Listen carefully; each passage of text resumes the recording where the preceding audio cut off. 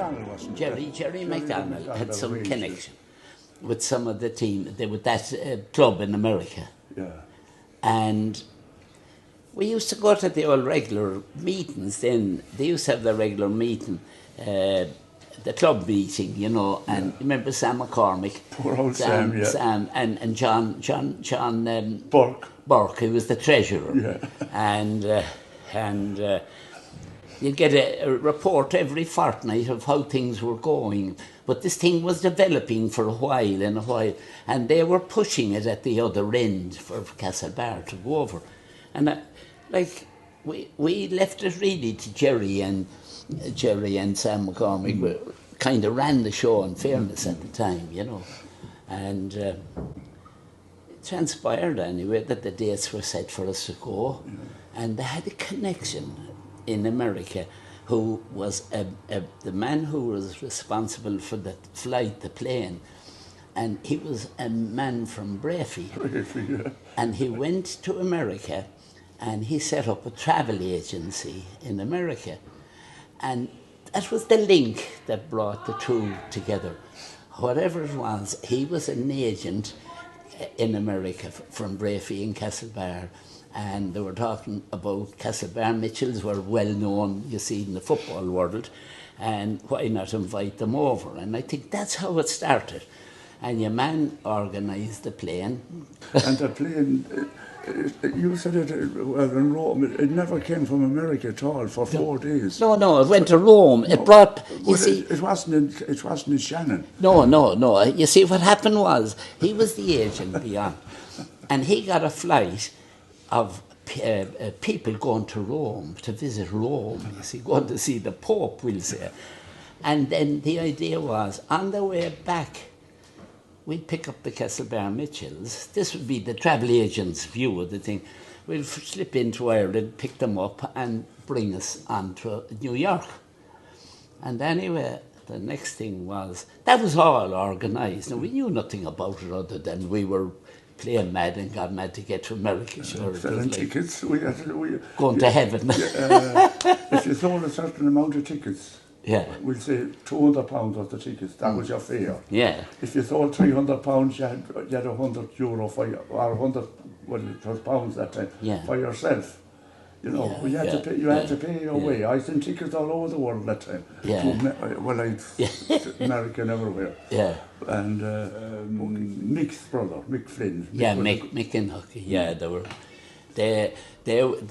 were the life and blood of the McHale Road involvement in the Mitchells. Mick was and Seven Patsy Harker was on the Castlebar team that won 6 in a row. Finals just before we shut up. That's right. 6 in a row, 6 finals in a row. Yeah, but he went on working as a clubman for the club for years afterwards, you know. Oh, we did, yeah. I remember the urban councillors came, and I think Pansy Gresham was chairman of the urban council that particular time. And sure, they came down, and it was up at Tansy's where they left in Castlebar, and there was a great send-off. Half the town of Castlebar were up there, was sending off their friends and relations and what have you. And we took off anyway. And I think the plan was, we went away around 7 in the evening, not 7 a.m. as it was on the paper, in the local paper, but we went away at 7 p.m. And the idea was that we'd be flying out, we thought, about 12 o'clock, you see, in Shannon, and they were giving us 4 hours to go down, you see, and 4 or 5 hours. It seemed to have plenty of time. So that was all right. And we arrived at Shannon. Of course, there was a big hullabaloo. It was, you might say, for ourselves, it was the first time that most people were travelling to me. Wouldn't it be fair to say that? It was indeed. There was nobody travelling to America in those days. Only anyone that was going were going to stay there for ever more. But anyway, when we got to Shannon, we just followed the rules, and we were led by lambs to the slaughter, as the saying goes. And the word came around that the flight isn't in, there's a delay in the flight. That would have been kind of accepted as common enough, but the flight did come in anyway, much later than expected. And of course, normal procedure then for the authorities there is to check planes, especially a chartered plane. They'd know their own planes, maybe they don't do it, but a chartered flight would be. And sure, they went through it, and the next thing I heard it was grounded. So it won't be flying on tomorrow. There was grass growing on the wings of it. But anyway... Well, yeah, it was a real old crack of a plane. Yeah, but it didn't knock a feather out of most of us. Like, a delay down there, we sat around on the chairs and lied on the floor. The bar was open too for us. Anyone that was drinking, you weren't drinking, of course. Not at all, no. Most of our money and more money to drink in those. They are open all night. But anyway, the morning came and you had to look for your own bit of breakfast in the morning. There was no food or anything supplied, so we had to try it. Knock along, waiting for the news, like when, you see, we'll be off, that'll be an hour soon. The day went by, and of course the second night came, and they said to us, you could get bed and breakfast, of course, in Limerick. Cruises. You see, Shannon at the time wasn't developed as it is today. Yeah. And I said there wasn't hotels there. There is today now, but you could stay in Limerick. And sure, they hadn't the money to stay in Limerick. Like, you had a... Yeah, well, we went in the very last night. We were there 3 nights in Shannon. Yeah, the third night. And we went in the cruise hotel then in Limerick. Yeah. And we couldn't get into the beds until the guests got up around 7 or 8 o'clock, and the girls come around and clean the rooms. And we went in, and we were only about an hour in bed when the phone call came. The plane was ready. The rush. Jump out again then and pay for the night's bed and breakfast. Well, bed, no breakfast. Yeah. into Shannon then and away. But anyway, we got away. I think we got away, Jimmy, around 10 or 11 o'clock in the morning. And that was Friday morning. No, that was Thursday morning. We went down Monday. Yeah, we got away on Thursday. Yeah. And, of course, each night in America, from Tuesday night on, the place was packed with Irish people waiting for us to come. You see, all the Irish knew we were coming over, a big deal. Castlebar Mitchels, they were all down. They wanted to take us out here. Then Wednesday night, they didn't arrive. Thursday night, they didn't arrive. And sure, they went home. They were, this thing must be all fixed. they must be coming at all. But anyway, when we did eventually arrive, they were all gone, there was no one in the hotels because we came in early in the morning. We took off anyway, and we're a couple of hours in the air, and I was just saying, I was sitting, Jimmy, here on the right-hand side of the plane as we looked at it, and it was a four engines and the 4 propellers, you see, which was common. We saw it from the films, that's all we knew about it. So anyway, we were for a couple of hours up, maybe 2 hours up, and the next thing, I saw this propeller standing, you see. They were flying before this, but this one was standing. So I looked at it, and I kind of figured myself, when we're up so high, maybe it doesn't need the power. I thought it was procedure, I wouldn't get alarmed or anything at it. But then a short while afterwards, I think we mentioned it to somebody in the plane, like this, the propeller isn't working. But then the second one stopped. The second propeller stopped, and of course it began to get serious then. The next thing we got a call to say that we were going to have an emergency landing in Boston. At Gander in Newfoundland. We couldn't land there. Yeah. And we landed in Connecticut. Yeah. Well, I thought the first time they were saying that we'd be heading to Boston at some stage, but wherever the first one landed anyway, there was awful regulations about having to declare any food and meats and all that. And the circulars went around to anyone that had anything in the plane with them. They had loads of bacon and sausages. Anyway, they were all declaring what we put down. But they put down anyway whatever they had. And the next question that arose then was, we got another call from them up front to say that no, that there was change of plans. We were now going into Connecticut. Oh, Connecticut, yeah. And going into Connecticut, you didn't have to declare anything, but it's an army base. We didn't know that now when we went down. You don't have to declare. Sure, they were delighted. No, but we didn't get out of the plane, so no. You wouldn't have to declare if you didn't get out. Yeah, but this was the reason, you see, because it was an army base. You see, you didn't have to declare. And sure, they were delighted, anyone that had food with them, you see, they could scrap the old forums that filled for going elsewhere. But anyway, we arrived in Connecticut, and the heat was tremendous. It was very hot. And all the way they could do was take down all the windows of the planes, and just about the size of that. Now, each of those pictures were the size of the windows, and you could yank them out. There was curtain across them, you see. They took them down, and the bit of fresh air was coming in, but nothing else. Yeah, but you said the food came in the windows, but the windows would be higher than the ceiling. They would, but they must have a ladder outside. They had their own means of getting the food in that way to us. Yeah. But Jerry MacDonald, the secretary then, and Paddy Jennings, the Lord of Mercy, the traveller's friend, they were instrumental in getting the food. They had to get the food because, you know, about 3 days gone by, it was on a wing and a prayer, but no food.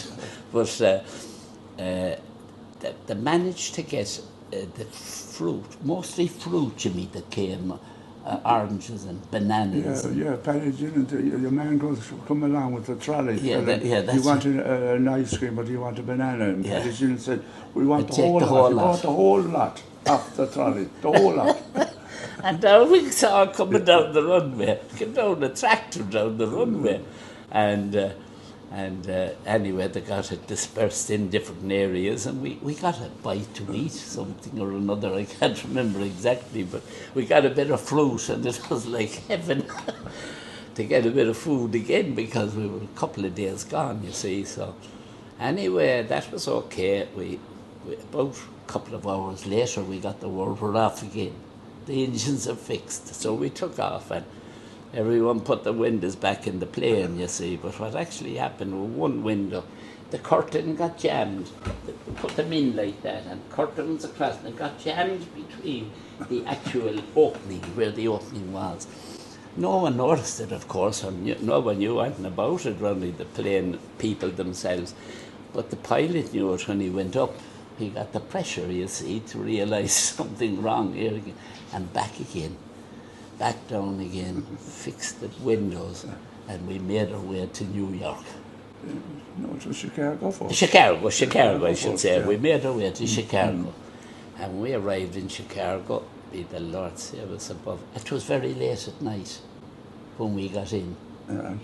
Yeah, it was very late, and there wasn't nobody in the hotel. They were all gone. Anyone, the Irish that were there to meet us. But we made our way to the hotel that we were originally set to go to. And on arrival in the hotel, sure, like we were flattened, you know, with the whole lot. And fellas got into bed. There was 4 lads in my room anyway. There was the Lord of Mercy and Paired. Oh, yeah. And there was Tommy O'Boyle, Paired. I can't think who the other one was. I can't think for the life of me. But in the morning anyway, it was the first time I ever heard the expression, ham and eggs for the breakfast. So anyway, the breakfast was brought to the room, and I think Pard and myself got up first, and sure we cleared the decks. And when the other 2 waked, there was nothing for them. He left to go down to the dining room. But anyway, that was the feature of the word got around anyway. The plane arrived there, and of course the Irish began to come to us. And our main concern, I suppose, at that time was the players, was that the match was on Sunday, and like we had a very short, way of getting involved for the game, and anyway, the football end of it worked out perfect. Oh, it did. We played just 2 ordinary club teams in Chicago. And we beat them easily. Yeah, but there's a different kettle of fish when we got to New York. That was a different game. But then we'll talk about Chicago. Go on. My memory of the Irish coming in every morning to the hotel looking to take the Irish out. It was always something I remembered. And they didn't care who they had. Whoever came, you went with them. And I happened to be with some of us out of Lake Michigan. Yeah, that's right. And we had a big shower of rain, we were abroad and we were drenched. That's right. We were training on the beach of it there. We did a bit of training on the beach. And, you know, in that time, like at home, you put down your coat on the ground, you see, for the goal. Big goals, you know, and just you throw. Oh, you can't do that. Yeah. You can't do that here. Yeah. You weren't allowed to do it, you know, and but we did a bit of training on it. But in relation to the training, my memory of Mick Rowan was coming home. One of the nights we're coming back to the hotel, and we were down the town. And there was 4 or 5 of us coming back, and this was the bit of training you got. We'll have a dash to the hotel. Yeah. Right, go. So, and this was now, just off the cuff. And Rowan took off, and everyone after him. And the next thing, what came down along, screamed down along with a police car. Oh, jeez. Yeah, and hopped out. They thought there was raid on, and us flying to the hotel, doing a bit of training as we thought ourselves. But anyway, that quietened them. Get back to the hotel, yes, they were like ghosts. Got an awful fright. The police car happened to be in the locality, and of course when they see a group running, naturally they just pulled in by the curb, and 2 cops popped out in uniform. Well, I thought they were raiding, you know, so they explained the score and everything was fine. We got back to the hotel, but they got an awful fright, you know. Tommy Quigley was meeting him at that, when the picture was taken, and Tommy Quigley, the captain, he was meeting the mayor at that time. So I don't know, afterwards then they put him into the picture after, I don't know how they did it. Yeah. It was the Mayor Daly from Chicago. That's right, that's right. And we went to, the man from the bacon factory was with us, Ward, was it? Oh, Dennis Ward, yeah. And he, whatever role he had in the club, he presented the letter of, well, there was a letter of welcome, but he had some letter to the Daly. I remember we all went to that, Jimmy. But we remember going there, and we got our pictures taken, and the usual that goes on, you know, welcome to. So, yeah. But well, then after the 2 weeks in Chicago, then we arrived in New York. Yeah. And the team we played in New York was. They were all, well, a lot of them were county players that went to America a few years before that, you know. Yeah. Everyone was fighting for their place to get on the team, to come back to Ireland the following year to play Mayo. Yeah. They were all fighting to get on the place, and so they trounced us in New York. Yeah. I remember travelling. We travelled from New York out to Philadelphia. It was about, I think, at that stage, about 200 miles or something. We travelled out there because of some Irish connections out there, and I think it was there that they presented again to the mayor there some, you know, the usual thing that goes on with visitors from Ireland and what have you, you know, and but I suppose the fact that it was such an unusual situation having a football club coming from Ireland to both New York, Philadelphia, Chicago. Like, it was, you know, they must have thought this was a wonderful team, you know. We were only a club team, you know, it was a county team. Now, I travelled with the county team 3 years later, and we had a much more organised trip the second time, but the first trip was so exciting when you look back at it like this. It was, certainly could write a book about it in comparison to the next one. The next trip, it was purely football and all organised, you know. but and it was organized. The second trip to America that I was on was organised by a hotel man in Westport. I can't think of his name now, but he had the railway hotel in Westport, and he funded the whole travel of the County Mayo to go to Philadelphia, and we played in 6 different states in America then, which was different entirely, but the whole thing, there was no flight problems or anything. It was totally organised, you know. But our own one, the Castlebar Mitchels one, it was unbelievable, because all that week after arriving in Chicago, the thing was they had to fly back to New York. Yeah, the same plane. and it wasn't on. There was nobody going to into it at this stage. Yeah, there was nobody going to travel on that plane back. I mean, after what happened. But in New York, then they showed us after 2 glorious weeks in Chicago, then we arrived in New York, and same thing again. They showed us all around Times Square, Madison, Empire State Building. The Irish dinner dances every night. Well, not every night, but most nights. Yeah. Fantastic. When we got back to Ireland, when we got back, do you know what? We were supposed to play the county final before we went. On the Sunday before we went. Yeah. County board, in their wisdom, postponed for 4 weeks.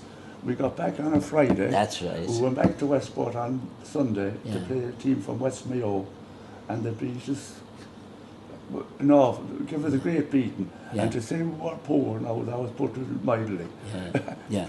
We'd have beaten about 10 pints before we went. Yeah. But I remember in that particular match, the most outstanding man on the field of the whole 30 players was one of our own, the Lord of Mercy, Tommy Ainsworth. Yeah. He wasn't in America with us. Yeah. Oh, yes. Only rested That's man. Right. Yeah. Because we came back, and after that experience, you can imagine, they weren't able to put a foot under them. To walk. Sure, West Mayo, you blow them away at any time. Yeah. I mean, the West Mayo playing Castlebar Mitchels would be unheard of. It was like... Well, the two, Morton and Ray Pendrick, they had a great team. Brakely, Ballintober, Ackle, Newport, Westport. They had But we'd have beaten them by about 10 points before we went, but Castlebar were winning too much at that time, and a few years before that, they had won 6 county finals in a row. Yeah. And the county board didn't like it. No, but with Ainsworth playing so well, you see, they blamed the loss completely on the trip to America. Oh, I'm sure it was. You and Tommy, you weren't drinking, but the rest of us were drinking, weren't able to walk, never mind play football. I stayed with my sisters most of the time. Yeah. No, they had arrangements made for us. That which you mean? We were very well treated once we landed. Once we landed, we were very well treated. I mean, we were in the hotels wherever they arranged them beyond, and as I said, the Irish people working there, they were in the hotels every morning looking to take you out. And I remember going out on the building and the sites where they were up on scaffolding, maybe 50, 60 flights up, and they'd come down to meet us when we arrived, and the sweat of them and the work they were doing, and they were drinking beer up there, and the one thing they all talked about is getting back to the old sod. They all talked about coming home, that over there, while the money was good and all that, it wasn't going to settle. No. They were going to come back. A lot of them did too. We were complete strangers, just that they were Irish. Yeah. They were from all over, but especially with Mayo involved. I remember now, the DC man here in Castlebar, he had the garage. Yeah, and his brother... Mick, he's dead now. He played against us in Chicago. Yeah. He brought us all over the place. He brought us all over the place. And Tommy O'Boyle, the Lord of Mercy on him, he had relations there, and I happened to be pally with Tommy all the time. And they brought us out one night for a meal. this man, they brought us, Tommy and myself, and brought us into this big hotel, and with Jacobs anyway, that we had ordered, and they started with a salad, you see, and of course the salad came out, and it was huge, so like I automatically assumed this was the meal, you see, and she had the salad finished, and I was full. And just the next thing, a steak came out. It must be half a bullock. Steak. yeah, and just I couldn't understand it. I said to him, like, I thought, oh no, he says, here you get a big steak, you know. And but they were so good, you know. They were always fighting to take you out, you know, fighting to bring you out. They were so good.